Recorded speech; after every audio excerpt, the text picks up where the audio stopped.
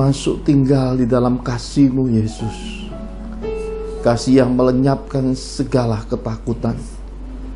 Kasih yang membuat kami tinggal di dalam damai sejahtera, dan hidup kami tidak khawatir lagi. Anugerahkan urapan Roh-Mu di tengah-tengah kami. Berfirman dan berkati kami semua, Tuhan. Sebab satu patah kata firman-Mu cukup bagi kami. Hal yang mustahil bisa terjadi. Mukjizat Yesus pasti terjadi. Anugerahkan kasih-Mu memberkati kami semua. Ajarkan jalan-jalan-Mu. Bimbing kami semua dengan roh hikmat, pengertian dan pengenalan yang benar akan Engkau. Anugerahkan kasih-Mu. Di dalam nama Tuhan Yesus Kristus kami berdoa dan mengucap syukur. Mari semua kita yang cinta Tuhan sama-sama katakan amin. Shalom Bapak Ibu yang terkasih di dalam Tuhan. Minggu lalu kita belajar memahami hati Tuhan. Paham itu penting. Kalau tidak paham bisa jadi salah paham. Kalau jadi salah paham akhirnya bisa masuki jalan-jalan yang salah, jalan-jalan yang sesat. Dan ketika masuki semua kesesatan dan jalan yang keliru, hidup kita jadi buntu. Dan ketika kita didera kebuntuan hidup, maka kita akan mengalami apa yang disebut dengan deraan hidup dan keputusasaan. Dan tidak akan ada melahirkan hal-hal yang menyenangkan, hal-hal yang memberkati, hari-hari yang baik, hari-hari yang penuh dengan harapan, hilang lenyap oleh karena kita memulai segala sesuatunya tidak didasari iman yang benar.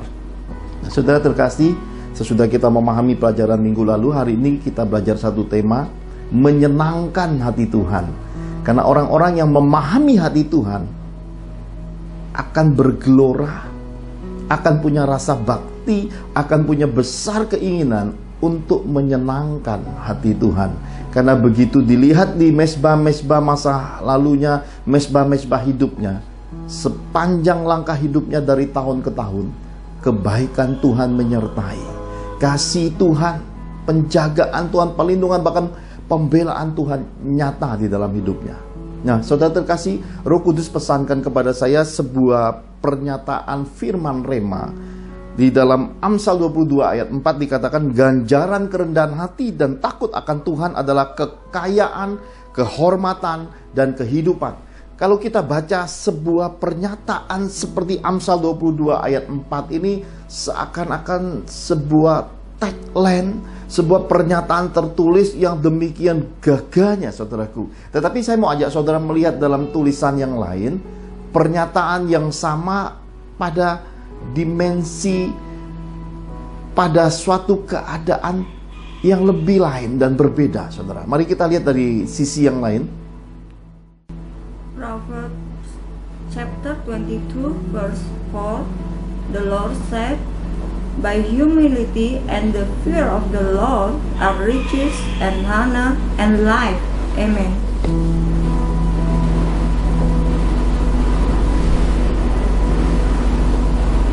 Terjemahannya adalah, karena kerendahan hati dan takut akan Tuhan ada kekayaan, kehormatan, dan kehidupan. amin. Saudara terkasih, kalau kita lihat yang pertama dalam terjemahan baru, kita akan menemukan seakan-akan tulisan ganjaran takut akan Tuhan, ganjaran kerendahan hati, itu adanya di luar. Sebuah tagline, pernyataan di luar sisi seseorang pribadi yang takut akan Tuhan, pribadi orang yang cinta Tuhan, orang yang mengasihi Tuhan. Nah, saudara terkasih, kalau kita membaca dalam dimensi yang lain, seperti yang tadi dalam terjemahan Update King James Version, kita menemukan pernyataan karena kerendahan hati dan takut akan Tuhan ada kekayaan, kehormatan, dan kehidupan. Ini seakan-akan sebuah pernyataan ada pada diri seseorang, bukan di luar orang lagi, tetapi sesuatu yang telah berbuah dalam diri seseorang, saudara.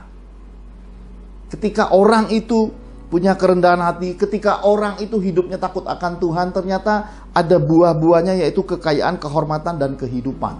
Nah, Tuhan Roh Kudus pesankan firman Rema ini sebagai pegangan untuk kita belajar bagaimanakah menyenangkan hati Tuhan dalam hidup kita setiap hari, saudara. Nah, saya percaya ini hal yang luar biasa. Oleh karena itu mari kita masuki ke dalam firman. Kita buka lebih dahulu 1 Samuel 15 ayat 22 sampai 23. 1 Samuel 15 ayat 22 sampai 23. Tetapi jawab Samuel, apakah Tuhan itu berkenan kepada korban bakaran dan korban sembelihan sama seperti kepada mendengarkan suara? Sesungguhnya mendengarkan lebih baik daripada korban sembelihan, memperhatikan lebih baik daripada lemak domba-domba jantan. Sebab pendurhakaan adalah sama seperti dosa bertenung, dan kedegilan adalah sama seperti menyembah berhala dan terafim. Karena engkau telah menolak firman Tuhan, maka ia telah menolak engkau sebagai raja. Amin. Amin. Hal yang pertama ketika kita mau menyenangkan hati Tuhan, kita harus memulainya dengan mendengarkan suara Tuhan. Saudara terkasih, tanpa mendengar pimpinan Roh Kudus, tanpa mengikuti petunjuk-petunjuk Roh Kudus, tidak mungkin kita bisa menyenangkan hati Tuhan. Sebab hanya lewat Roh Tuhan saja kita memahami apa kehendak Tuhan, apa yang Tuhan mau kita lakukan, dan bagaimana dan apa saja yang kita kerjakan yang dapat menyenangkan hati Tuhan. Saudara terkasih, ini ada suatu kejadian semasa perjanjian lama.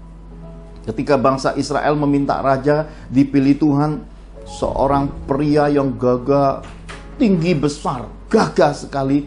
Bahkan sekali lihat aja, keren saudara. Saul pada masa mudanya adalah seorang pria yang dilahirkan dengan fisik lahiria yang berbeda. Tinggi besar, keren, ganteng, gagah saudara. Menjadi seorang raja, dipilih Tuhan dari suku yang terkecil, dari bagian-bagian yang dianggap bagi dirinya pun dia berkata tidak mungkin ya. Tapi ini pilihan Tuhan.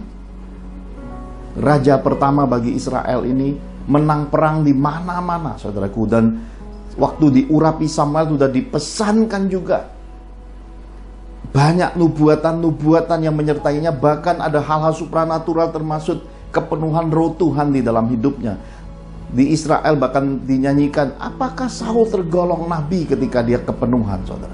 Jadi Saul hidupnya sangat dekat dengan Tuhan. Saul hidupnya dimulai dari pilihan Tuhan. Tetapi amat disayangkan ketika Saul memulainya dengan roh, tetapi mengakhirinya dengan kedagingan. Kita bisa belajar kejatuhan Saul ini untuk membekali kita, generasi yang hidup di akhir zaman ini, jangan mengulang lagi kesalahan yang sama. Ketika Tuhan berfirman lewat Nabi Samuel, musnahkan suku bangsa Amalek yang pernah begitu jahatnya kepada bangsa Israel. Pada masa itu segala sesuatu memang hukumnya hukum duniawi sekali saudaraku. Balas membalas, bunuh membunuh, di bawah hukum yang disebut hukum Taurat. Gigi ganti gigi, mata ganti mata, nyawa ganti nyawa.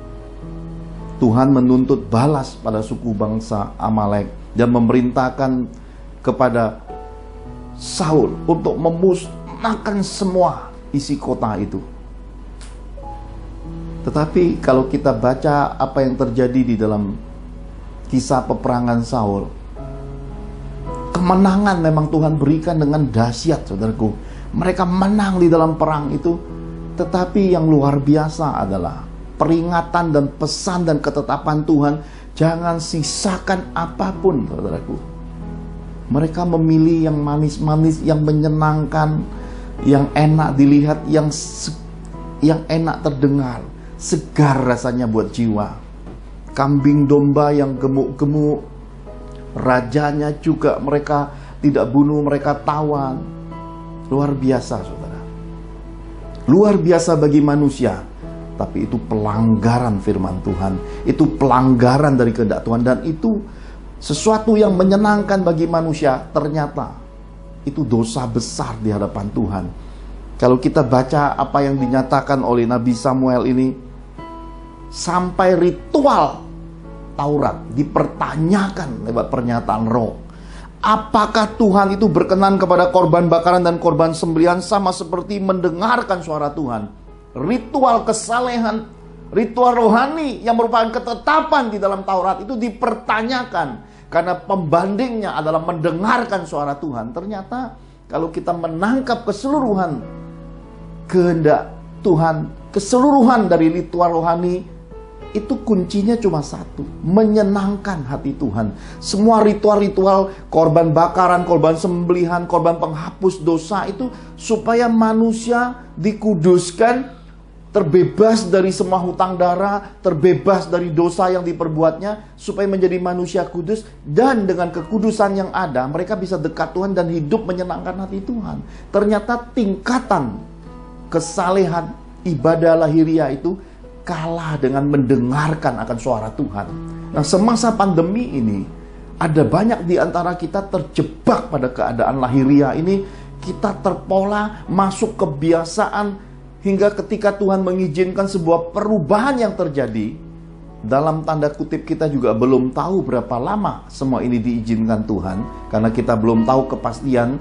Tidak ada seorang pun di muka bumi ini bisa memberi kepastian kapan berakhirnya masa pandemi virus corona COVID-19 ini. Bahkan kita sudah mendengar berita, sudah terjadi mutasi dari COVID-19 menuju ke COVID-117. Dari COVID-117 mutasi lagi ke 484. Jadi saudara lihat, penyakit aja bermanifestasi, berubah, mengikuti hal-hal yang tidak pernah kita sangka, mengikuti segala sesuatu yang merupakan perubahan zaman, hingga yang disusupinya adalah imunnya manusia yang diserangnya. Apakah kita sebagai orang-orang yang hidup dalam Tuhan hanya akan hidup dalam keadaan statis, tetap, ataukah kita bergerak dinamis mengikuti pimpinan Tuhan, hingga kita tidak terjebak pada keadaan-keadaan lahiriah seperti bangsa Israel? Mereka berpikir, wah, aku ambil kambing domba ini, aku mau beri persembahan buat Tuhan. Saul lebih luar biasa lagi. Dia tahu dan jelas dengar suara nabi. Dia tahu pesan peringatan Tuhan sebelum memulai segala sesuatu. Sudah ada pernyataan roh. Dia takut dengan rakyat. Dia lebih memilih membiarkan rakyat berbuat dosa. Kenapa? Daripada tidak populer di mata manusia. Toh Tuhan gak lihat. Toh Nabi Samuel jauh. Saya beritahu saudara, dalam kehidupan, apa yang menyenangkan bagi manusia, apa yang disukai dipuji manusia, tertulis di dalam firman, dibenci Allah. Karena bagian-bagian seperti ini dibenturkan pada sisi, apa pilihan hatimu? Milih untuk menyenangkan hati Tuhan, atau milih menyenangkan manusia, mengejar puji-pujian manusia? Memilih dimensi roh, ketetapan firman, ataukah memilih ketetapan dunia, seisi dunia, kesombongan rohani, dan hal-hal yang di dalamnya ada bagian-bagian disebut keinginan-keinginan mata, keinginan-keinginan manusiawi di baliknya. Ini pilihan semuanya, saudaraku. Kita belajar melihat semua ini sebagai pembelajaran. Bila kita mau menyenangkan hati Tuhan, kita harus mendengar suara Tuhan. Yang menjadi pertanyaan hari ini dalam kehidupan adalah, suara apa yang kita dengar? Ada 4 sumber suara yang Roh selalu ajarkan kepada saya. Sumber pertama itu Tuhan. Sumber kedua itu dunia. Sumber ketiga itu nafsu manusia. Sumber keempat itu adalah setan-setan. Sumber mana yang kita dengar hari ini mempengaruhi, akan menentukan masa depan hidup kita. Dari 4 sumber ini, pilihlah yang bersumber dari Tuhan. Pilihlah apa yang tertulis di dalam kitab suci. Percayai kitab suci. Jangan karena beberapa kejadian kecil atau satu kejadian rohani yang berulang-ulang, oleh karena oknum-oknum rohani yang tidak melakukan firman, mereka seperti yang terjadi dalam perjanjian lama, anak nabi-nabi pun melanggar kekudusan ketetapan firman. Mereka makan persembahan itu padahal sudah ditata. Mereka merusak tatanan roh, mereka merusak tatanan kitab suci. Jangan oleh karena kejadian-kejadian yang tidak sesuai firman ini lalu kita menolak firman. Kita mengabaikan kewajiban di dalam firman. Kita menganggap, wah enak ya, saya setengah mati mesti bayar persepuluhan, mesti kewajiban ini, mesti begini. Sementara para pendeta, imam-imam Tuhan, orang-orang yang melayani Tuhan hidup pesta pora. Saudara, sorga tidak diperebutkan dalam dimensi seperti itu. Sorga itu masing-masing orang harus mempertanggungjawabkan dirinya, perbuatannya pribadi di hadapan Tuhan. Karena itu tidak usah ikut jalan yang besar, yang melegakan hati dengan cara lari dari kewajiban, lari dari hukum-hukum Tuhan dengan alasan-alasan, 1000 alasan, dan jadi generasi yang suka ngeles, saudaraku. Jangan. Jadilah seseorang yang beriman, yang punya warna, punya komitmen, konsistensi, keteguhan hati, mengikuti Tuhan, melayani Tuhan, memberkati nama Tuhan dari awal kita menerima kasih karunia, lahir baru, sampai nafas berakhir, semua nafas hidup kita berhenti, Tuhan menyambut kita di pintu surganya dengan tersenyum. Bahkan para malaikatnya diutusnya menjemput kita pulang nanti, saudara. Saya, keluarga saya, Anda, keluarga Anda, semua kita cepat lambat, orang baik ataupun orang jahat, akan menghadapi tata pengadilan Kristus, saudaraku. Oleh karena itulah, ketulusan, kemurnian di dalam pemberitaan Injil ini sangat penting untuk kita dengar, supaya pemahaman-pemahaman yang benar, cara-cara hidup yang benar, ketetapan-ketetapan Tuhan yang benar, dan bagaimana kita menempatkan diri jadi orang benar, itu kita bisa dapatkan dengan cara pimpinan Tuhan sendiri, saudaraku. Jangan ikut gelombang arus akhir zaman, saudara. Ada banyak orang berkata di sana ada Tuhan, mereka bergerombol lari. Pada akhirnya oleh karena kejatuhan oknum-oknum rohani, mereka menjadi kecewa. Mulai menghakimi, dikatakan pendeta sesat, nabi sesatlah, ya ini itulah. Dan kemudian mulai menghancurkan yang namanya 5 jawatan. Sementara 5 jawatan dalam kitab suci itu paten, original, tidak bisa dirusak, tidak lapuk oleh zaman. Itu pemberian kasih karunia Tuhan akan ada. Masalah jatuh bangunnya, saudara, itu masalah bagaimana komitmen, konsistensi, dan kesadaran daripada orang-orang yang berkarunia itu untuk menjagai kepercayaan Tuhan, saudaraku.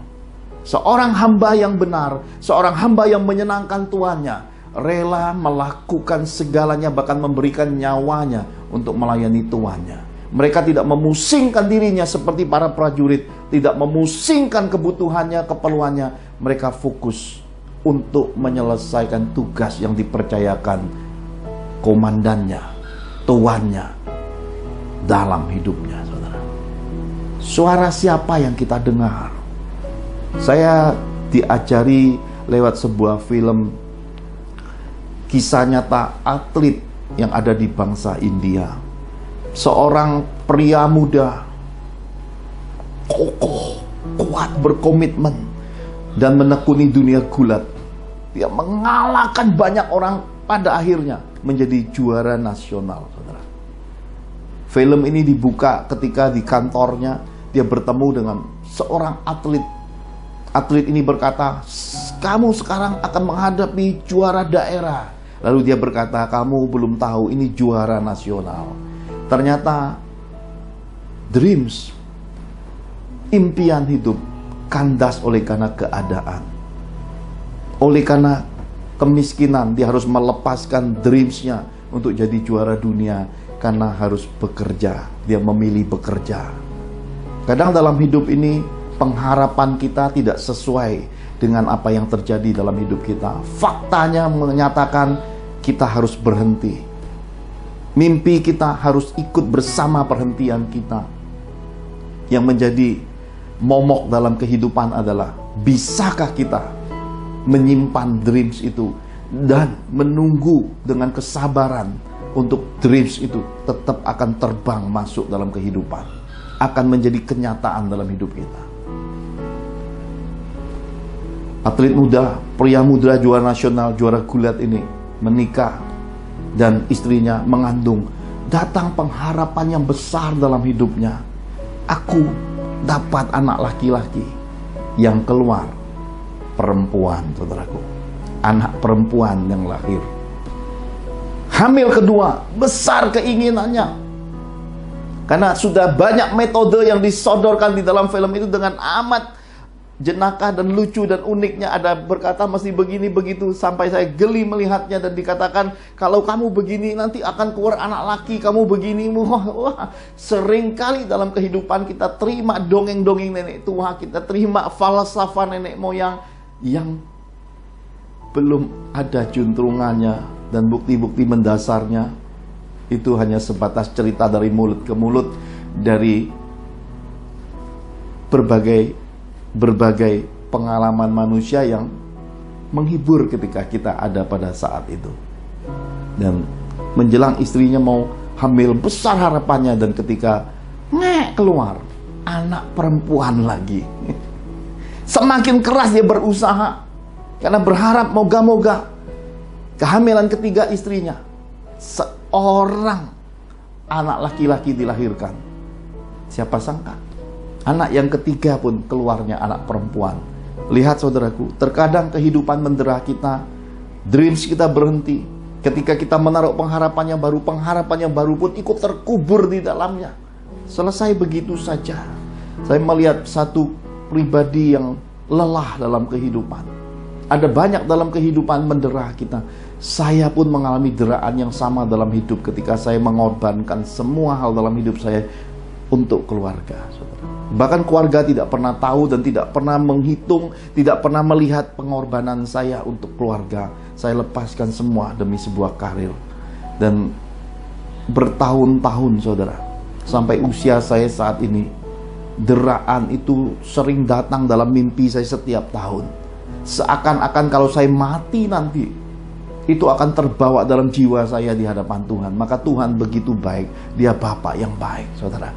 Ketika kita menyenangkan Dia, Dia tahu sesuatu dalam hidup kita yang belum sempurna itu Dia kerjakan. Di usia saya yang sudah mendekati 50 ini, saudara, Tuhan sekolahkan saya lagi. Semasa pandemi ini saya disuruh Tuhan sekolah lagi, dan ternyata itulah hasrat masa muda saya yang belum kesampaian. Saya berlari mengejarnya, karena itu mimpi saya. Saya berlari dengan keteguhan, tidak mengizinkan sedetik pun mata ini menutup, mengamati semua yang ada di komputer Zoom itu.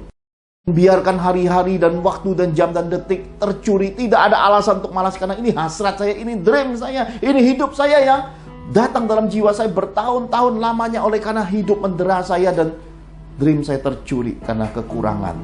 Seperti pria yang lesu dan kemudian masuk di dunia kerjanya jadi rutinitas. Saya mengalami hal yang sama seperti atlet dalam film India ini. Dan luar biasanya, saudara, suatu kali dia pulang, ada orang menuntut dan ada keributan di rumahnya. Dan waktu dia pulang ada keributan itu, anak-anaknya ini ada sepupunya, umurnya jarak-jarak tidak jauh beda ya. Sepupu dari anak-anaknya ini termasuk ponakannya itu adalah seorang pria. Jadi ketika dia pulang, ada ibu-ibu, ada keluarga yang ngamuk-ngamuk dan berkata, "Mu babak belur." Ya, film itu menampilkan babak belur, disorotinya kamera ya. Ada dua bocah laki-laki, mukanya bengkap, saudara ya. Bajunya sobek. Lalu atlet muda yang sekarang sudah menjadi seorang papa yang kepayahan dalam hidup ini menepuk ponakan lakinya dan berkata, "Kenapa kamu pukul orang?" Ya, itu adegan yang menarik sekali. Kenapa saya berkata menarik? Karena terkadang suatu keadaan seakan kecelakaan, seakan itu musibah, ternyata itulah momentum Tuhan untuk menyadarkan kita bahwa dreamsmu tidak boleh mati, bahwa pengharapanmu tidak boleh berhenti, bahwa dalam keadaan apapun tidak boleh menyerah. Never give up dalam kehidupan. Jangan pernah menyerah. Bersama Tuhan akan selalu ada jalan keluarnya. Bersama Tuhan, Tuhan punya segala cara untuk membawa kita masuk pada penggenapan janji-janjinya. Lalu ponakan laki itu berkata, "Bukan saya, nehi ya, bukan saya. Ini ditunjuk kedua putrinya ya saudara. Kedua putrinya sambil menunduk melihat. Kaget. Dalam kekagetannya, dia menyatakan maaf kepada keluarga-keluarga yang menuntut. Oleh karena dia adalah seorang atlet nasional yang terpandang di kampungnya. Dikatakan, oleh karena ini anak-anakmu, ini keluargamu, ya sudah, selesai di sini aja. Lalu dia interview dua anak ceweknya. Dikatakan, kenapa bisa begini? Lalu dibuka kilas balik. Bocah-bocah laki itu ternyata melecehkan dua anak gadisnya dengan omongan-omongan bullying ya, bully, meremehkan, merendahkan, sampai ada omongan-omongan yang kurang pantas. Ketika diomongi tentang adiknya, digebuknya bocah laki-laki itu, adiknya ikut menggebuk, jadi babak belur lah. Dan di dalam diri seorang papa atlet muda yang dreamnya terhenti ini berkata, wah, ternyata anak-anak gadisku ada jiwa gulat juga. Maka dia berkata, mulai hari ini belajar untuk bergulat. Istrinya bilang, gak bisa, nanti siapa yang mau kawin sama anak-anak gadisku? Dia berkata, gak penting itu. Tidak penting siapa yang mau kawin dengan anak-anak gadisku. Nanti anak-anak gadisku yang akan memilih siapa suaminya. Ya saudara, ini dimulai dengan waktu-waktu yang sesak buat dua anak gadis ini, saudara. Dalam hidup terkadang kita menerima yang disebut dengan turunan mimpi, turunan pengharapan, saudara. Saya percaya banyak di antara kita tidak terlahir jadi orang kaya raya. Banyak di antara kita memulai hidup dalam keadaan tidak punya apa-apa. Saya percaya di antara kita juga hari ini ada yang meskipun dibekali lahir dari orang-orang kaya, kaum konglomerat, ada dreams yang masih tersimpan dari nenek moyangmu, dari orang tuamu yang belum terrealisasi. Ini pesan Tuhan buatmu. Engkau perlu masa-masa latihan dari Tuhan. Engkau perlu orang-orang yang membimbing engkau.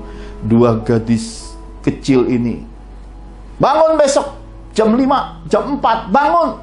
Saudara bisa bayangkan kenyaman, kenikmatan anak-anak gadis remaja harus bangun, lari ya. Film ini digambarkan dengan amat menyentuh dan dramatisnya. Mereka cari alasan untuk memerhentikan perjuangan seorang papa yang punya dreams yang besar. Dimulai dari menghancurkan alat-alat latihannya, lalu mulai waker daripada papanya, jamnya dia ganti jadi siang, dan mereka taruh air seakan-akan sudah latihan. Ada hal-hal yang dikatakan kenakalan. Kita sering kali masuk dunia seperti ini, kita coba buat kecil-kecil, tapi itu pemberontakan di dalam garis destiny panggilan hidup, saudaraku. Kita coba lari karena kita merasa nggak enak, nggak nyaman. Ketika disuruh begini nggak enak, itu nggak enak.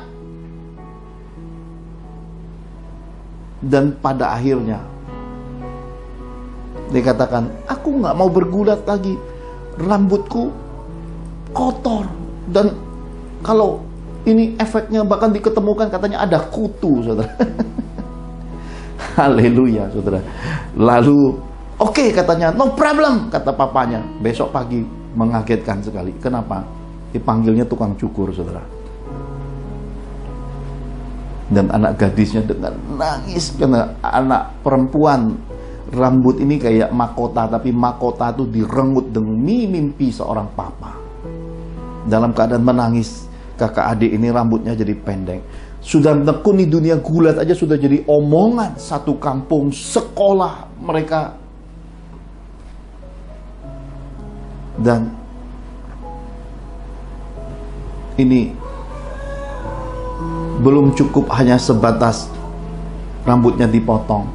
Di suatu kesempatan film itu terhenti ketika mereka berada pada suatu jembatan dengan sungai yang besar. Luar biasa sekali, saudara. Mengapa saya berkata luar biasa? Karena kesadaran harus muncul dari dalam. Suatu kali kedua gadis muda ini pergi kondangan karena teman seusianya menikah. Dan menikah dalam keadaan, saya lihat di film itu,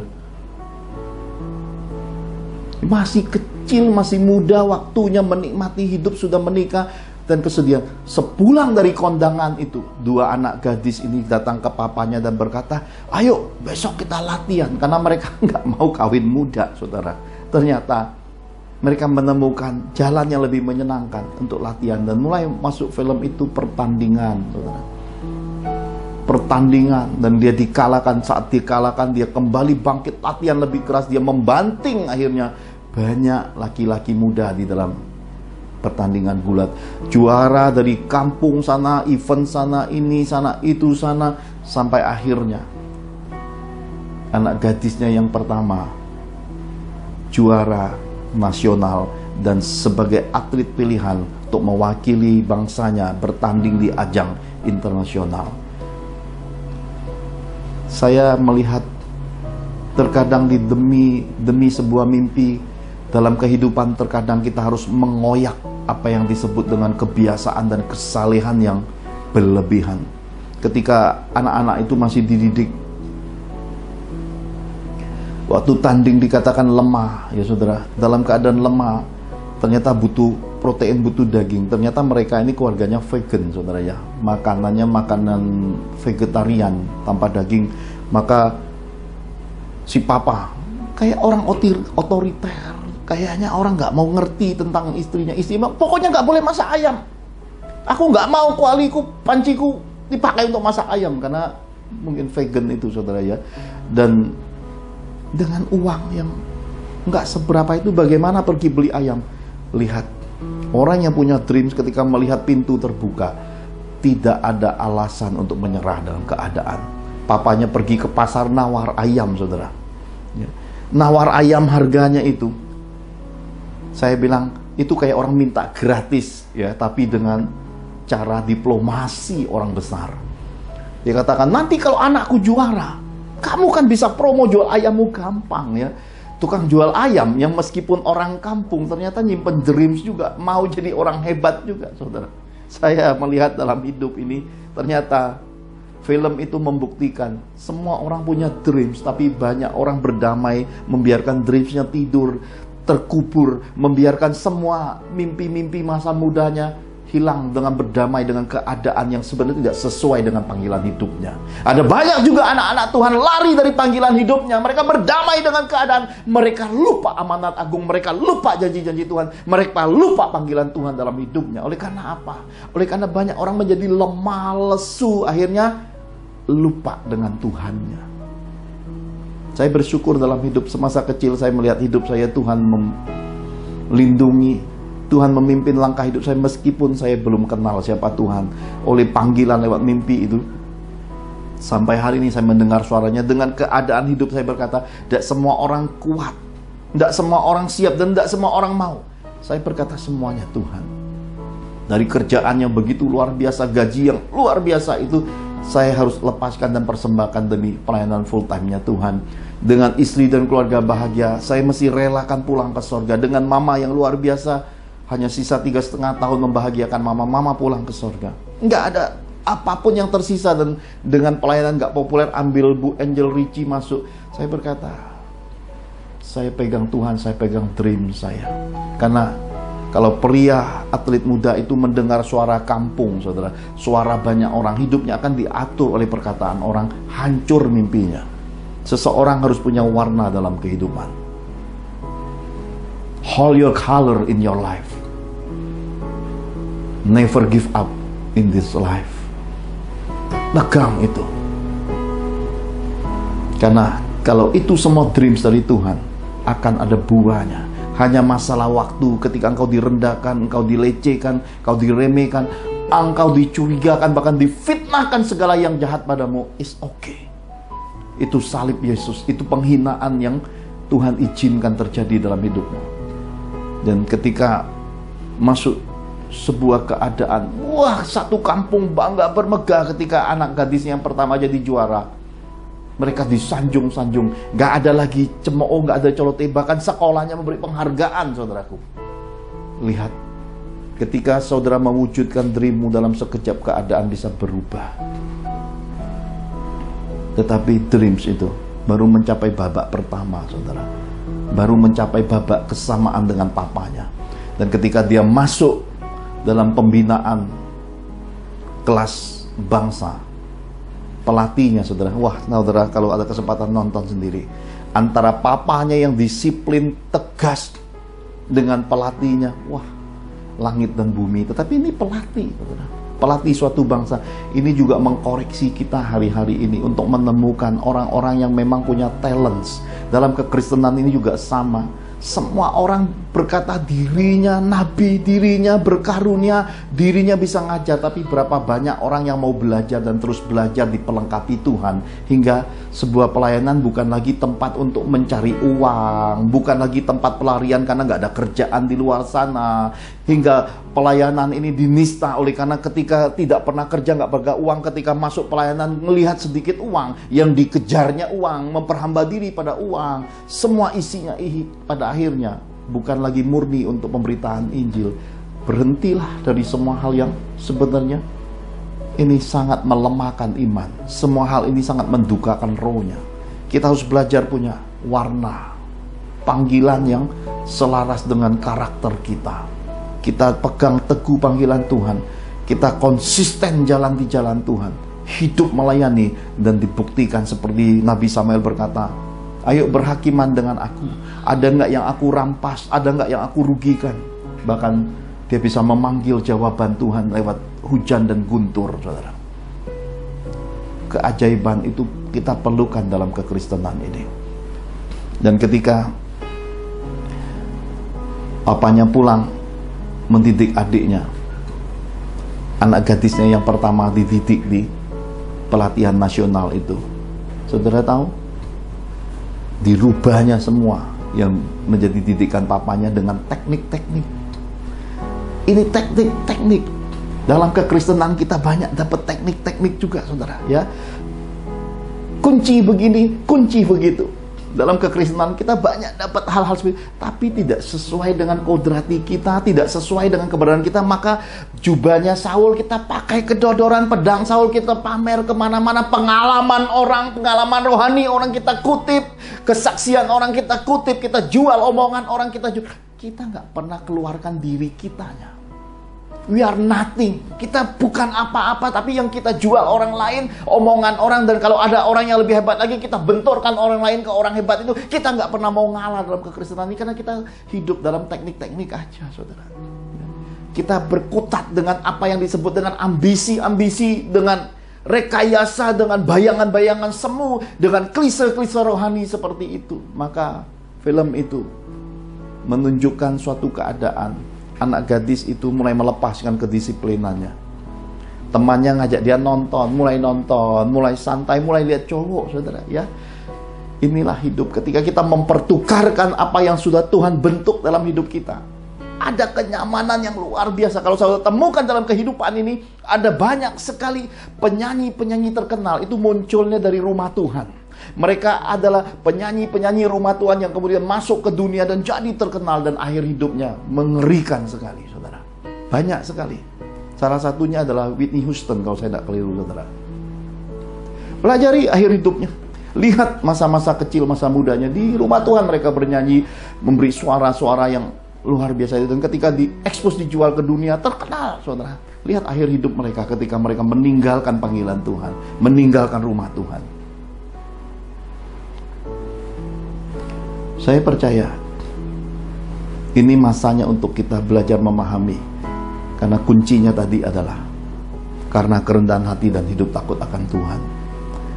Pulanglah anak gadis pertama ini ke kampung halamannya karena masa break. Saudara tahu? Dan ketika dia pulang, adiknya sedang berlatih. Mulai ada banyak lagi anak-anak muda mau ikut berlatih. Dia menantang adiknya dan berkata, enggak boleh pakai itu enggak sesuai teknik. Ya, dia bergulat dengan adiknya, membanting adiknya. Lalu papanya muncul di situ, dia menantang papanya. Ya, dan saya melihat di situ bagaimana seorang anak gadis yang dari nothing, yang tidak pernah punya mimpi apa-apa, ketika dibekali seorang papa, diberi kebanggaan, lupa diri. Ini kuncinya. Kenapa saya selalu menekankan dalam kekristenan ini, tidak boleh lupa diri, tidak boleh lupa budi di dalam Tuhan. Ingat, orang-orang yang berjasa dari Tuhan kepada kita tidak boleh jadi orang-orang durhaka. Tadi kita sudah dengar kata pendurhakaan, saudara. Ya, jangan lakukan hal-hal lupa budi, kacang lupa kulit, manusia lupa hati. Jangan lakukan begitu. Dia banting papanya, lalu dia bilang sama adik ya, tuh kan teknikku, lihat yang aku pelajari di pelatihan nasional. Yang papa punya itu nggak ada gunanya, kuno. Ya. Saya melihat seorang pria yang baru buka pintu pengharapan, yang baru masuk dream sedikit itu, harus menangis penuh air mata, darah di dalam hatinya. Saudara, sebelum dia pergi balik ke pelatihan nasionalnya, adiknya berkata, C, saya rasa ada yang salah dengan itu.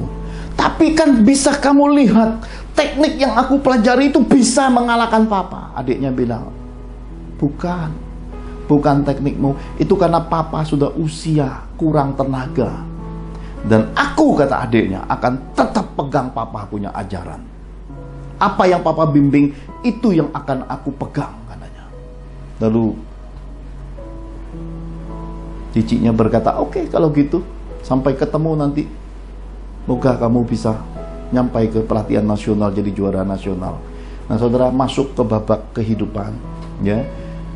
Seorang anak yang melecehkan seorang papa yang telah memberi mimpinya, yang memberi hidupnya. Saya lihat bagaimana dia harus melepaskan kerjaan demi anaknya. Dia beri semuanya buat anaknya. Anaknya mengembalikannya dengan ludah dan luka, saudara.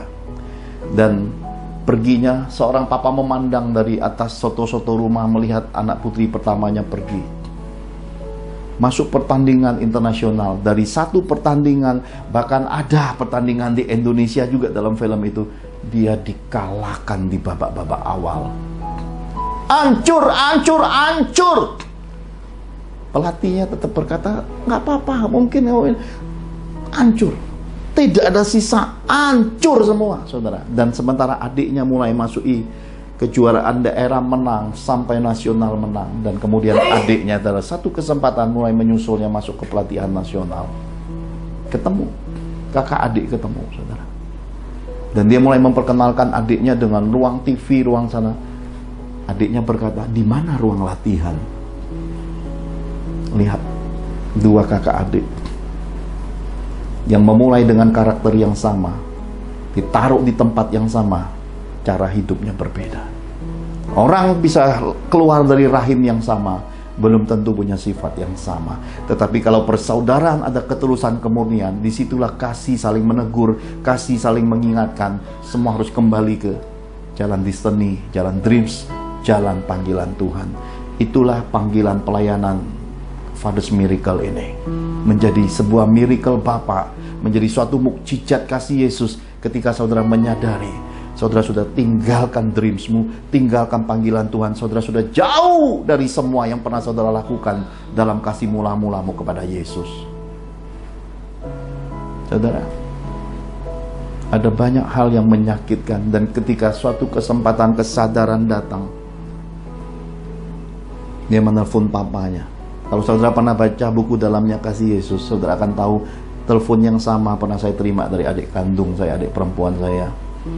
Seorang papa, hatinya selalu terbuka. Kalau saudara baca kitab suci, seorang anak bungsu yang menghabiskan harta yang sudah direbutnya dari papanya, sudah makan dari makanan babi, berbalik masih tetap dibuatnya jubah yang indah.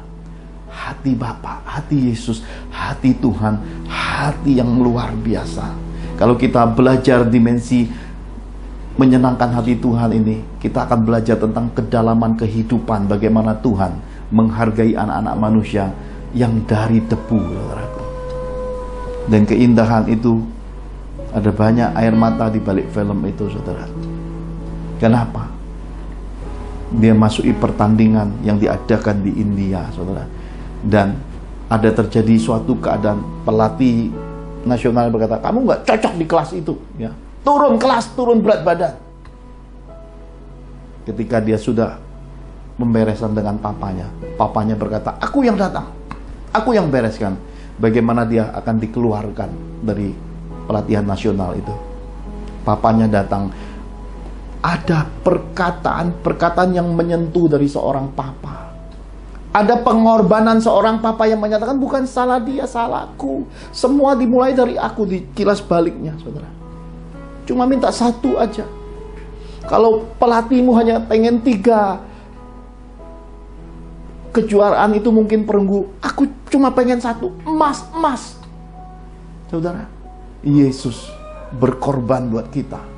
Darahnya yang mahal. Kalau saudara nanti suatu hari pergi ke tanah Holy Land Israel, saudara bisa melihat jalan Kalvari itu, saudara. Itu jalan yang gak mudah. Duri yang dipakai menjadi mahkota di kepalanya itu tajam.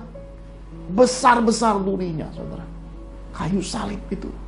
Saya berkata, inilah kehidupan. Kalau kita menyadari Tuhan, menyadari hatinya, memahami dia, kita akan bisa benar-benar menjaga hidup kita, karena ini menjadi suatu bakti sebagai orang-orang percaya kepada dia.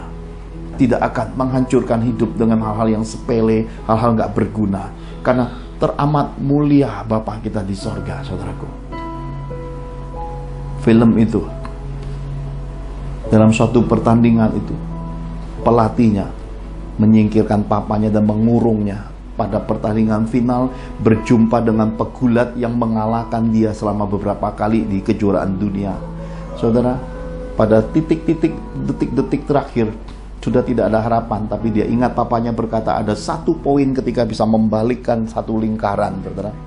Dan 1 titik itu adalah kembali kilas balik di jembatan di sungai yang besar itu. Ternyata papanya pernah melemparkan dia masuk ke sungai sebagai anak gadis yang belum bisa berenang, dan dalam keadaan susah payah itu dia bisa muncul ke permukaan air. Itu momentumnya. Semua yang dididik Tuhan dalam hidup kita suatu hari akan terpakai. Karena itulah tidak jemu-jemu saya mengingatkan umat Tuhan untuk baca kitab suci. Jangan berhenti baca kitab suci. Kepada kami hamba-hamba yang melayani, Tuhan membebakan terus, Tuhan mempercayakan dan terus memerintahkan baca. Dalam hari-hari ini saya membaca 1 hari 1 kitab, saudaraku. Dan saya mulai melihat keseluruhan kitab yang selama ini saya baca hanya lewat 5, 10, 2, 30 pasal. Sekarang saya membaca 1 kitab, saya bisa melihat keseluruhannya. Jadi seakan-akan 1 cerita itu saya bisa lihat 1 episodenya sebelum pindah ke Alkitab lain, 1 episode. Jadi rangkaian-rangkaiannya di dalamnya saya terkejut dan berkata, wow, amazing Tuhan itu. Dan hal-hal supranatural datang lewat mimpi saya di dalam masa-masa merendahkan diri, berdoa dan berpuasa ini. Dan tepuk tangan gegap gempita kemenangan anak gadis, pria pegulat yang dicari belum ketemu, saudara. Padahal sudah titik penghargaan medali emas buat putrinya. Dan ketika dia bisa keluar, dia lari. Anak gadisnya berlari menyerahkan emas yang dimimpikan pria ini. Dan film itu ternyata menjadi true story dan merupakan true story-nya pegulat nasional India. Sesudah itu berbagai kejuaraan dunia dia dan adiknya menang di mana-mana, saudara. Saya lihat dalam hidup tidak akan ada kesuksesan tanpa pengorbanan, tanpa latihan, tanpa saudara hidup dengan cara yang berbeda. Saudara tidak membekali dirimu, tidak melatih dirimu, kamu akan menjadi orang yang sama dengan orang-orang di muka bumi ini. Tapi kalau saudara menyerahkan hidupmu kepada Tuhan dan mengizinkan Tuhan membekali saudara, melatih dirimu, kamu akan menjadi seseorang yang dibedakan. Dan untuk itu kita perlu roh Tuhan dalam kehidupan. Dan Tuhan berkata, dengarkan suaraku, taati aku, ikuti pimpinanku. Nah saudara, kita lihat bagian yang kedua, Matius 3 ayat 13 sampai yang ke-17. Matius 3 ayat 13 sampai 17. Yesus dibaptis Yohanes. Maka datanglah Yesus dari Galilea ke Yordan kepada Yohanes untuk dibaptis olehnya. Tetapi Yohanes mencegah dia, katanya, "Akulah yang perlu dibaptis olehmu, dan engkau yang datang kepadaku." Lalu Yesus menjawab, katanya kepadanya, "Biarlah hal itu terjadi, karena demikianlah sepatutnya kita menggenapkan seluruh kehendak Allah." Dan Yohanes pun menurutinya. Sesudah dibaptis, Yesus segera keluar dari air dan pada waktu itu juga langit terbuka dan ia melihat Roh Allah seperti burung merpati turun ke atasnya. Lalu terdengarlah suara dari sorga yang mengatakan, "Inilah anakku yang kukasihi, kepadanya lah aku berkenan." Amin. Saudara terkasih, yang kedua, Roh Kudus pesankan, firman Tuhan nyatakan, untuk menyenangkan hati Tuhan, kita harus memiliki teladan dalam perkenanan Tuhan. Tuhan Yesus itu teladan. Dia yang tersulung dari semua sulung. Dialah yang diutus. Dialah yang datang dari sorga. Dan tidak seorang pun datang kepada Bapa di sorga tanpa melalui dia. Kalau Tuhan Yesus itu sudah menjadi sebuah keteladanan, mau ngapain lagi dalam hidup ini kalau nggak fokus pada Tuhan Yesus? Kenapa harus meragu-ragukan lagi kekristenan ini? Dia teladan, saudara.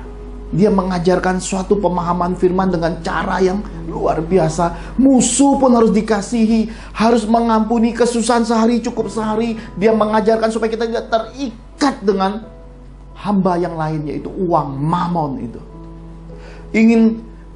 Tuhan Yesus ingin kita selalu hidup benar di hadapan Bapa dan manusia. Dia mengajarkan jalan-jalan itu, jalan-jalan tahun rahmat Tuhan. Kerajaan Allah sudah ada. Tahun berkat, tahun-tahun kelimpahan, kesembuhan, mukjizat ada di dalam namanya. Oleh bilur-bilurnya kita disembuhkan. Tuhan Yesus jawaban. Tuhan Yesus solusi kehidupan. Saya di atas kuburan istri saya, di atas kuburan mama saya, menyatakan kepada semua pendengar, siapapun Anda yang mendengarkan pemberitaan penginjilan ini, nama Yesus itu jaminan dalam hidup. Saya bukti dan buahnya. Dari segala hal yang tidak ada, jadi ada.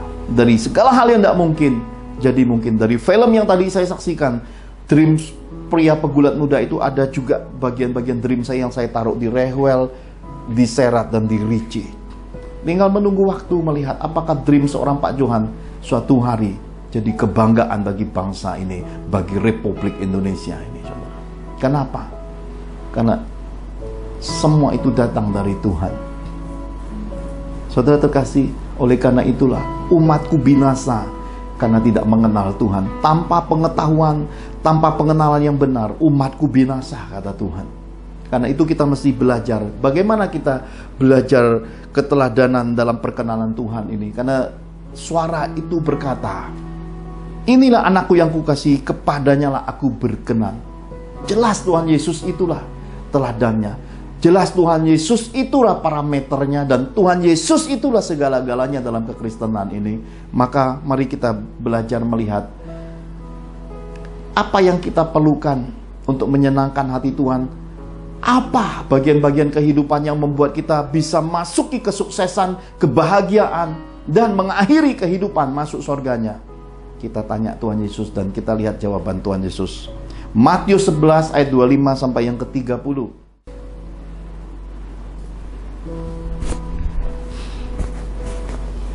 Injil Matius 11 ayat 25 sampai dengan yang ke-30, demikian Tuhan berfirman. Pada waktu itu berkatalah Yesus, "Aku bersyukur kepadamu, Bapa, Tuhan langit dan bumi, karena semuanya itu Engkau sembunyikan bagi orang bijak dan orang pandai, tetapi Engkau nyatakan kepada orang kecil. Ya Bapa, itulah yang berkenan kepadamu. Semua telah diserahkan kepadaku oleh Bapa-Ku, dan tidak seorang pun mengenal anak selain Bapa, dan tidak seorang pun mengenal Bapa selain anak. Dan orang yang kepadanya anak itu berkenan menyatakannya. Itu berkenan menyatakannya. Marilah kepadaku semua yang letih lesu dan berbeban berat, aku akan memberi kelegaan kepadamu. Pikulah kuk yang kupasang dan belajarlah kepadaku, karena aku lemah lembut dan rendah hati, dan jiwamu akan mendapat ketenangan. Sebab kuk yang kupasang itu enak dan bebanku pun ringan." Amin. Amin. Orang pandai, orang bijak tidak menemukan pemahamannya. Orang kecil justru dinyatakan. Berbahagianya orang kecil. Siapa mereka orang kecil? Kuncinya firman rema yang ada di permulaan ibadah ini. Karena kerendahan hati. Orang kecil itu adalah orang rendah hati. Karena hidup takut akan Tuhan. Orang kecil itu adalah orang yang hidup takut akan Tuhan. Dan di dalam firman ini juga dikatakan rendah hati. Karena aku lemah lembut dan rendah hati. Ternyata keteladanan Tuhan Yesus, teladan perkenanannya adalah teladan lemah lembut dan rendah hati. Jalan-jalan inilah yang mesti kita pahami. Tabiat, pikiran, perasaan, sifat, karakter inilah yang harus kita miliki. Mau diajar, punya roh yang selalu mau belajar, roh yang selalu mau dikoreksi. Kalau ditegur jangan marah, jangan tersinggung. Kalau diingatkan Tuhan jangan cepat merasa capek, letih, lesu. Dan seringkali kita juga menjilat ludah yang kita pernah buang. Kita sering berkata, kalau aku salah tegur aku ya. Belum ditegur aja kita udah lari kemana-mana oleh tekanan kehidupan. Kita sudah menyalahkan Tuhan. Kita sudah nulis 1001 nyanyian mengasihani diri sendiri. Mana manusia rohmu? Mana kedalaman manusia Kristus dalam dirimu? Mana buah rohmu? Masa kalah dengan yang disebut dengan roti? Hanya dikit tekanan, sedikit masalah kekurangan uang, sedikit persoalan-persoalan yang berbau ekonomi. Kita sudah nanya, mana Tuhan? Ya. Lalu kita berpikir, wah, ternyata orang pintar itu, wow, jalan keluarnya, pergi berdukun, pergi belajar sama orang pintar. Saudara sedang mengorbankan rumpun generasi anak cucumu. Karena setan, apa yang Anda minta, tidak ada yang gratis. Entah cepat atau lambat, engkau menikmati uang itu, masa tuamu engkau akan melarat menderita, anak cucumu berharga mahal, ancur-ancuran hidupnya. Mengapa tukarkan Yesus yang menjadi keteladanan ini bagi hidupmu hanya karena sedikit tekanan setan? Apa sudah Anda semudah itu lupakan dia Bapak yang baik? Burung pipit dikasih makan. Dia sudah pesankan cari dahulu kerajaan sorga dan kebenarannya. Semua yang kamu perlu dia tambah-tambahkan. Lagi tidur gak terlintas di pikiran, gak terlintas di hati, dia sediakan. Capai perkenanan hidup seperti itu, saudaraku. Mari belajar untuk berbalik lagi di jalan Tuhan. Mari rendahkan hatimu. Nyatakan pertobatanmu. Taruh debu abu, berkabunglah, berpuasalah kembali kepada Tuhan. Nyatakan pertobatanmu sungguh-sungguh di hadapannya. Tuhan kiranya berkenan akan korban doa dan puasamu. Carilah dia, ketuklah pintu, kejarlah dia. Jangan tanggung-tanggung lagi dan jangan lagi ragu-ragu. Dikatakan pikul laku. Kalau saudara ikuti serial pengajaran semasa pandemi ini, saya sudah bagikan kuk itu. Ada banyak kita melihatnya secara lahiriah merupakan tiang pada dua lembu yang dipakai membajak. Tetapi pemahaman yang sesungguhnya adalah kuk itu petua-petua seorang rabi, petua-petua seorang bapak rohani, petua-petua mentor rohani Anda harus Anda pikul. Lakukanlah semua pesan-pesan, bimbingan yang disampaikan oleh mentor-mentor rohanimu. Orang-orang yang Tuhan sudah tempatkan dalam hidupmu sebagai nabi Tuhan, sebagai guru, sebagai rasul, sebagai penginjil, sebagai bapak rohani. Ikuti teladan hidup mereka. Persoalan utama di akhir zaman ini, ada banyak umat Tuhan tidak mengikuti keteladanan dalam perkenanan Tuhan. Mereka mengikuti keteladanan duniawi yang mengejar popularitas, mengejar kuantitas, rame-rame. Nggak rame, nggak seru. Mereka mengejar apa yang menyenangkan telinga, bukan sesuatu yang mendasar buat hidupnya. Jadi ketika semua orang senang-senang, dia ikut senang-senang. Dan ketika orang lain yang bersusah payah kemudian muncul jadi juara, mereka cemburu, iri, dan kemudian hatinya jadi jahat. Karena iri hati itu akar kejahatan. Iri hati itu jahat dalam kehidupan. Dan orang-orang yang tidak mengikuti keteladanan dalam perkenanan Tuhan akan cenderung disusupi roh-roh iri hati, saudara. Tapi orang-orang yang rendah hati, orang-orang yang lemah lembut, yang takut akan Tuhan, itu berkumpulnya dengan orang-orang yang punya roh yang sama. Makanya di akhir zaman terjadi pembiaran. Orang mau hidup kudus berkumpul dengan orang hidup kudus. Orang yang mau hidup benar berkumpul dengan orang-orang yang benar. Sementara yang mau sekarep dewe kumpul sama grup sekarep dewe. Suka-suka lu lah. Nyanyinya mau kulah, ya. Oleh karena itulah saudara, Tuhan Yesus sudah pesankan kepada kita, Dia Bapa yang tersembunyi. Kehidupan kekristenan ini harus didasari hati yang tersembunyi, hidup yang tersembunyi. Tidak kejar dunia, tidak kejar pujian manusia, tidak berlomba-lomba menjadi orang yang ambisi, populer, dan disegani manusia secara menurut ukuran duniawinya, saudara. Tetapi menjadi seseorang yang tersembunyi di kenan Tuhan, menyenangkan Tuhan. Teladan hidupnya menebarkan keharuman aroma Injil, aroma kasih Yesus di mana-mana, saudara. Saya percaya panggilan ini, suara roh ini diperdengarkan, saudara bisa menangkap betapa luar biasanya kekristenan ini. Hal-hal istimewanya sebenarnya tersimpan, terkubur begitu lama. Sekarang mulai Tuhan buka, Tuhan nyatakan pada generasi kita, untuk kita pahami, untuk kita lakukan, untuk kita nikmati kemuliaan, kekuatan, kuasanya, dan betapa manisnya Tuhan itu ada pada generasi kita. Saudara terkasih, mari kita lihat bagian yang terakhir, yang ketiga, Yohanes 8 ayat 21 sampai yang ke-29. Yohanes 8 ayat 21 sampai 29. Yesus bukan dari dunia ini. Maka Yesus berkata pula kepada orang banyak, Aku akan pergi dan kamu akan mencari aku, tetapi kamu akan mati dalam dosamu.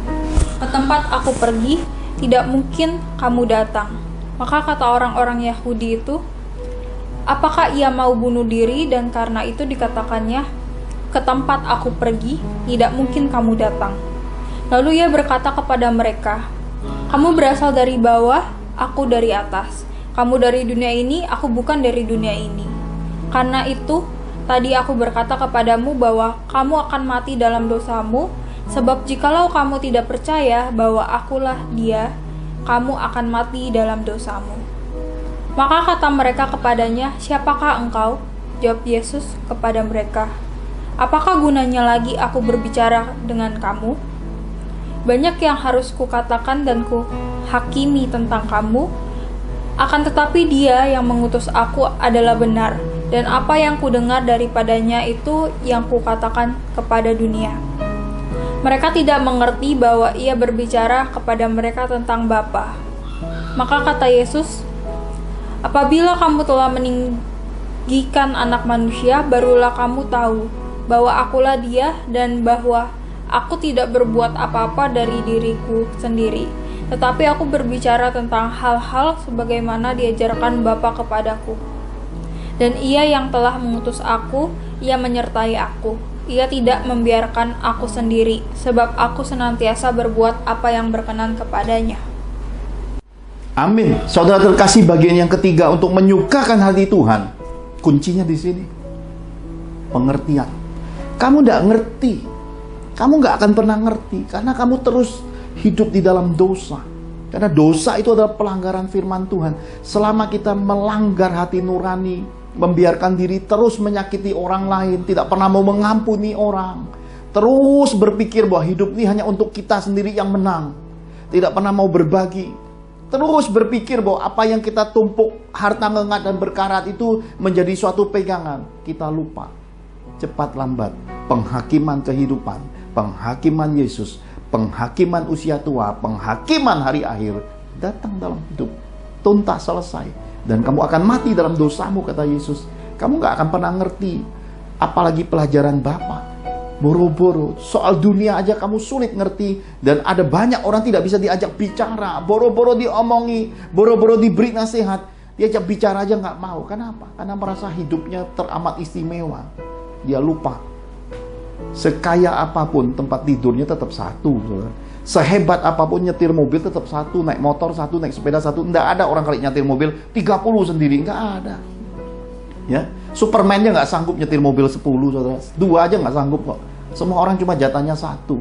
Masuk lubang kubur, bikin sebesar lapangan sepak bola, tetap aja 1. Ya, 1. Oh, supaya mati kaya bawa emas. 3 hari kemudian kuburanmu dicongkel orang, saudara. Pahamilah kehidupan ini sementara, saudara.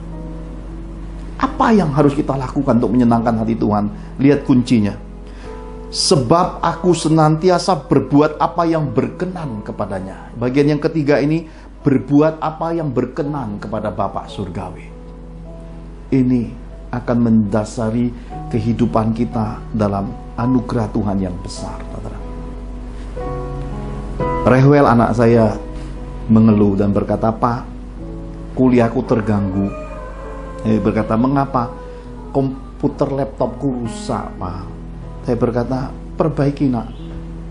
Iya, Pak, ini suaranya sember. Sember, tahu ngerti, saudara? Sember itu semuanya berbisik, semuanya bersuara. Jadi ya, semua bersuara. Itulah dalam kekristenan hari ini, ketika kita masuk dunia sember, semua bersuara. Kita terima semua suara rohani, sampai kita nggak tahu fokus yang utama suara Tuhan itu mana. Kenapa? Semua kita telan, semua kita makan, semua. Dan ketika kita sedang kesulitan, kita bingung nih, karena semuanya sember, menawarkan, ya. Semuanya bilang ini yang paling benar. Nggak tahu, nggak punya pegangan, nggak punya mentor, celaka di hari pencobaan. Orang yang tidak punya mentor rohani, orang yang tidak kenal Tuhan secara pribadi, celaka di hari pencobaan. Lalu Rehwel sama Bu Angel pergi bawa servis ke mall. Di mall sudah ditulis jelas yang mau diperbaiki speaker. Katanya 21 hari, baru 2-3 hari dipanggil. Ternyata yang diperbaiki bukan speakernya, entah apanya yang diperbaiki. Mereka protes, nggak sesuai dengan SOP, nggak sesuai dengan persetujuan bersama. Akhirnya, ya, pihak servisnya, panggil teknisi sana sini. Ternyata salah mereka. Rehwel dan Bu Angel, ya sudah, kita tarik balik aja. Dia titipinya ke saya. Nah, saudara, kami pergi ke suatu tempat di area Mangga 2. Ada suatu tempat, dibawa ke situ, katanya 2 jam kelar nih, cuma ganti speaker. Biayanya sekitar 1,3 juta katanya. Saya pergi sama Bu Angel keesokan harinya. Karena jalan hidup saya ini ada Tuhan, ya, selalu mengutamakan Tuhan, minta malaikat mengawal di depan dan hikmat menyertai. Saya tanya. Semua saya tanya, sampai harga saya tanya, akhirnya turun harganya. Sampai ke angka 950.000. Kasih perbaiki. Dia berkata 2 jam, saya sama Bu Angel akhirnya nyebrang jembatan Mangga 2. Kami pergi mau cari mangga, saudara. Karena kan Mangga 2 pasti banyak mangga. Tidak semua nama mewakilinya, ya.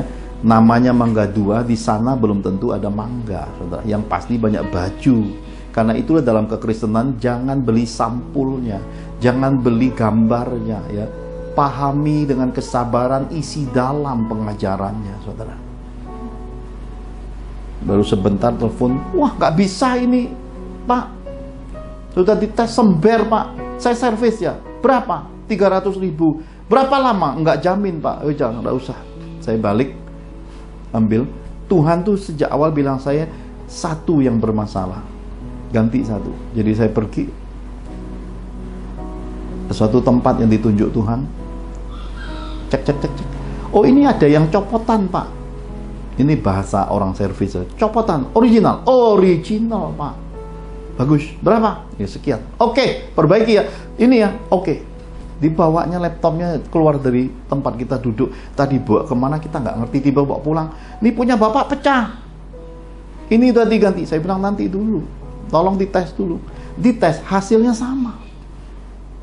Loh, saya bilang, ini kan tadi kayak gini. Ya nggak tahu, Pak. Loh, kita datang ini mau memperbaiki, bukan nggak tahu, Pak. Saya bilang. Bentar, Pak, suruh saya ngomong teknisinya. Loh, ini nggak mungkin, Pak. Loh, nggak mungkin, lihat temenmu saya suruh ke sini, temenmu yang ngetes sendiri. Ya orang tokonya sendiri yang saya suruh tes. Dia datang akhirnya, dibuka. Loh, Pak, ini yang ini. Saya tanya, ini kertas yang ada warantinya sebelah kiri. Kiri kan? Iya, kalau kamu balik kanan. Ya memang, Pak, bisa bolak-balik. Inilah kehidupan, saudara. Orang dunia bolak-balik. Sedangkan yang dari Tuhan itu, ya tidak. Iya katakan iya, tidak katakan tidak. Lebih dari itu alasan manusiawi, alasan dari setan-setan. Dan Mamon paling suka berkelit di balik tengah-tengah, ya dan tidak itu saudara. Karena ujung-ujungnya dia akan tarik keluar Mamon dalam hidup kita. Ya, kerugian besar. Saya tanya, ya itu duniawi saudara ya. Salah menyalahkan, tuding menuding. Saya bilang saya datang ke sini, sudah saya kasih tahu persoalannya, sudah didengar sama-sama, saya bayar sesuai yang kalian bebankan biaya servis gantinya. Kenapa begini? Mana bosmu? Saya ngomong ke bosnya. Karena Tuhan bilang sama saya, ini sudah tidak pada tempatnya. Kasih tahu kalau tidak ada solusi ke kantor polisi. Saya orang terang, saudara. Ya. Saya bukan orang yang merugikan orang lain atau cari perkara dengan orang lain. Saya orang terang. Saya ingin hidup lurus. Saya lakukan semua perintah pemerintah, taat semua hukum, kewajiban hukum Tuhan, hukum manusia, hukum pemerintahan saya taat. Pajak saya lapor, semua saya lakukan. Saya nggak takut dengan siapapun. Saya cuma takut kalau Tuhan nggak tersenyum dalam hidup saya. Lalu saya bilang, ini kok saya cuma minta solusi. Kalau nggak ada solusi, kita selesaikan di kantor polisi. Papa yakin mau kantor polisi? Loh, kalau nggak ada solusinya, sebentar saya ngomong. Akhirnya dia ngomong ke stafnya, dikatakan, udah. Nggak tahu bagaimana, mungkin apa yang terjadi. Udah Pak, saya ganti aja. Terus biayanya gimana? Gratis. Nah ini saudara, kata gratis disukai banyak orang, tapi saya tidak. Ya, saya lebih suka diskon dari gratis. Kenapa? Kalau nggak bayar itu ada yang salah dalam hidup. Ya, Yesus itu mati di atas kayu salib. Itu gratis buat hidup saudara. Tapi kalau saudara nggak mau bayar harga, gratisnya nggak ada manfaatnya buat hidup saudara. Kenapa? Cuma lihat sebatas ya mati di atas kayu salib. Tapi kalau saudara mau bayar harga, menekuni jalan-jalan salibnya, saudara baru akan tahu betapa luar biasanya hidup di dalam Yesus. Lalu saya tunjuk begini, dia ganti. Terus dia bilang, Pak ini kembali. Saya enggak. Saya bilang tetap dari awal satu, sesuai yang saya tahu dan yang saya bawa di tempat jaringan resmi karena nggak ada stok. Satu. Terus begitu dia bikin bond, saya bilang tambahkan. Bu Angel bayar lebih, kita tambahkan separuh lagi. Kita nggak mau rugi orang lain, kita cuma mau profesionalismenya, terangnya, kebenarannya, pertanggungjawabannya. Dan saat udah mau selesai tengisinya, Pak saya minta maaf ya Pak, tadi saya membela diri. Dia ini Mbak, wah sudah, saya bilang jangan ribut lagi. Saya bayar supaya kamu tidak ribut dengan bosmu masih tetap banyak untungnya, dan kita damai sejahtera. Saya minta maaf kalau ada kata-kata saya ini lagi merendahkan diri 2 jam kemudian buka puasa, saudara ya. Jadi bagi saya hal-hal begitu itu adalah kebenaran, dan titik tumpunya adalah melakukan apa yang berkenan kepada Tuhan. Saya tidak mau merugikan orang, menyakiti orang, apalagi ya cari keuntungan di balik hal-hal seperti itu. No way di dalam hidup saya. Karena sebelum kita berangkat, Bu Angel itu bawa perbekalan di jalan, ngasih pemulung, ngasih orang-orang yang susah di perapatan. Belum kita lakukan bagian kita sudah lakukan bagian Tuhan. Apalagi kita yang tahu bahwa rusak itu ada harganya. Selesai pulang, dan puji Tuhan, laptopnya rewel, bersuara merdu lagi, manis lagi. Seperti lagu, biarlah manis kau dengar Tuhan, manis kau dengar Tuhan, dan hatiku bersuka karenamu. Sama-sama mari nyanyikan sama-sama, biarlah manis kau dengar Tuhan, biarlah manis kau dengar Tuhan, manis kau dengar Tuhan, dan hatiku bersuka karenamu. Dan hatiku bersuka, Pastor Sarah tutup dalam doa dan doa berkat. dan hatiku bersuka karenamu. Bapak dan Ibu yang terkasih dalam Kristus, hari ini kita sudah selesai belajar bagaimana menyenangkan hati Tuhan. Hambanya mengatakan 3 hal ini. 1. Mendengar dan menaati suara Tuhan. 2. Teladan dalam perkenanan Tuhan. 3. Berbuat apa yang berkenan kepada Bapa Sorgawi. Marilah kita menjadi pelaku firman Tuhan dengan segenap hati dan membuang semua alasan, perhitungan, dan sifat-sifat manusia lama kita yang menghalangi kita untuk mendekat dan mengasihi Tuhan kita Yesus. Maka kita akan semakin dekat dengan Tuhan dan berbagai mukjizat Tuhan Yesus yang ajaib itu akan mewarnai hidup kita sampai setiap hari. Mari kita angkat kedua tangan kita untuk sehati, sepakat, dan seiman dalam nama Tuhan Yesus menerima berkat-berkat Bapa Sorgawi. Demi otoritas Bapa Sorgawi terbukalah tingkap-tingkap langit dan disediakannya benih-benih terbaik dalam kehidupan. Diberkatinya hidup kita, apa saja yang kita kerjakan dibuat Tuhan berhasil. Para malaikatnya diutus melindungi hidup kita dan melindungi keluarga kita.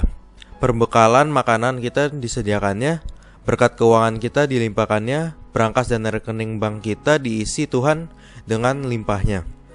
Dalam kemuliaan Bapa, dalam anugerah Tuhan Yesus, dalam persekutuan Roh Kudus, kita terima semua berkat Tuhan ini. Sama-sama kita katakan, Amin. Tuhan Yesus memberkati.